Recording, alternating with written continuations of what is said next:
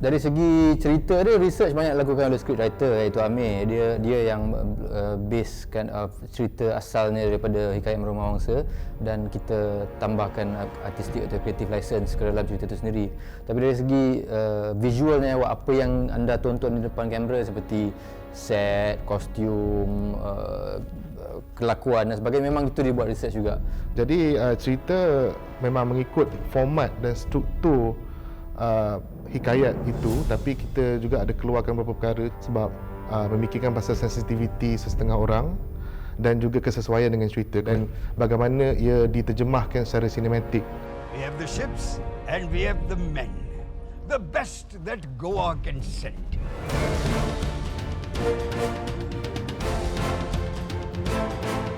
I knew Steve from in London.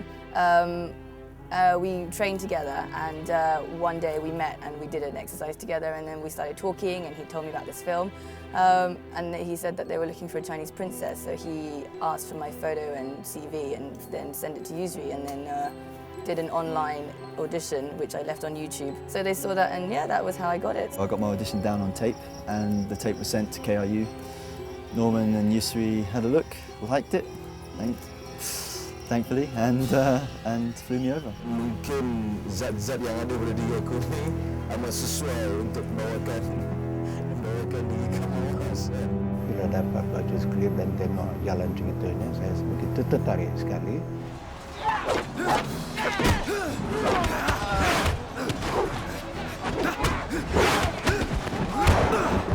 I said one at a time.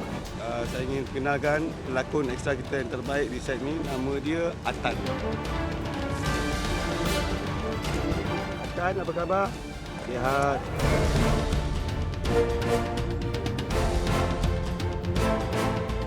Semua memberi more to their characters, bukan apa atas kertas sahaja. I mean, working with Ummi Nazeera has been an absolute pleasure. Kami sekalian suku berpecah belah, berlawan sesama sendiri sehingga menjadi dua kampung. You know, extremely gifted and very alive and generous in front of the camera and when she's working with you. Saya lebih berinteraksi dengan pelakon-pelakon dari luar, Fong, Steven Rahman, Alex, Gavin. Jadi interaksi di situ terlalu banyak dan terlalu bermakna. You always learn things, new things you never realised, and in that way you learn it also. So it's such a great opportunity to work with great levels of actors. We were faced with a lot of extreme conditions, and I think the whole team, the actors and crew, became stronger through it.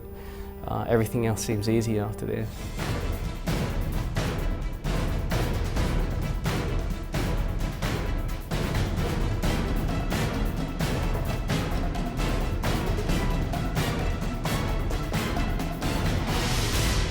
But we're working with a stunt team that have come over from Hong Kong.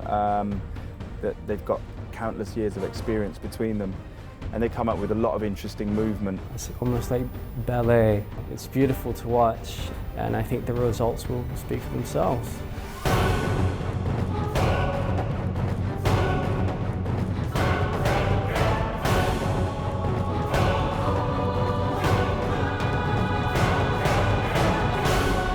Janji, okey.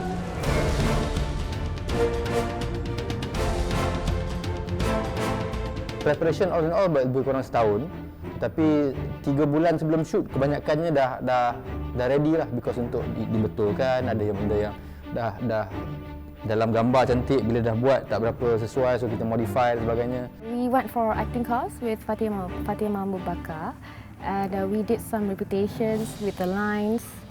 After a while, alhamdulillah, we managed to do it. Yeah. Just before I came to Malaysia, I spent 3 weeks training with my acting teacher, and he helped me a lot with the role. My first priority was to make sure that I was fit and well and healthy, a good physical shape. So I took on a personal trainer, and that was he worked me really hard. That was really tough. We almost straight away started on stunt training with the Jackie Chan guys, which was incredible, and I come from a martial arts background anyway, so getting back to that was just glorious. The best I could do was find some movies which were based close to that time. The way the Admiral wore, coming up with a certain accent. Ada elemen spiritual. Sedikit sebanyak saya terpaksa buka juga hal-hal yang begini untuk orang kata mempersiapkan taji yang boleh panggil hujat.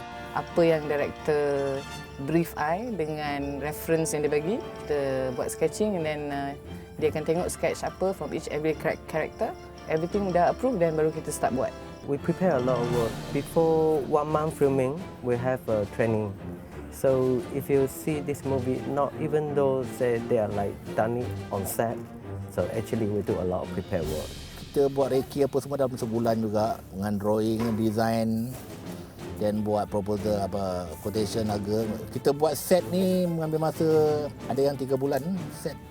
So macam perkampungan Garuda tu sendiri saya rasa dalam 20-30 biji buah rumah, kapal, it's a big set lah. Saya rasa memang saya sendiri pun bila sampai di set tu saya rasa macam uish, nampak set besar dan rasa excited nak shoot.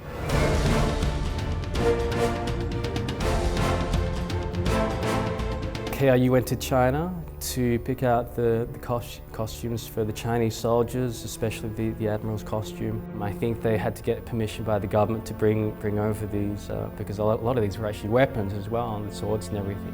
Actually, I love Kesum punya baju. The first baju I made, baju Dato Rahim. Itu memang buat dengan tangan sendiri. Pertama dia orang akan buat tattoo dulu. Pada badan ni semua. Tattoo tu mengambil masa lebih kurang dalam setengah jam.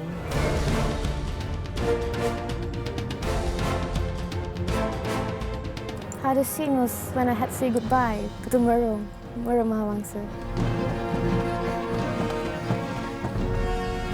Jaga-jaga panah peludah.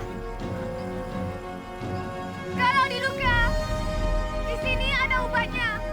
One of my scenes I did was in Malay, the one with Kamoas, and so I had to learn Malay. Tidak mahukah Tuan Panglima berjalan di tepi pantai sambil mengecapi keindahan malam? Ending part, big fighting scene, and that is take a week, and then a lot of movement, so a lot of angle, so it spent a lot of time.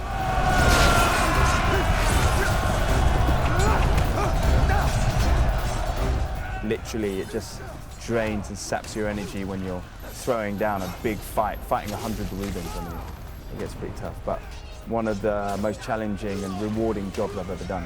I think the battle scenes, when you actually watch them, you actually see how spectacular they are, and all that work paid off. 2 bulan kami bertarung di Terengganu, termasuk scene-scene di tengah-tengah lautan. Saya pula jenis yang mabuk laut. So bayangkanlah syuting dia macam mana, memang agak tiring lah. Yusry's going to put on a wig in a minute because I'm getting tired. He's got the same body type. Yeah, see? Same scars across the chest.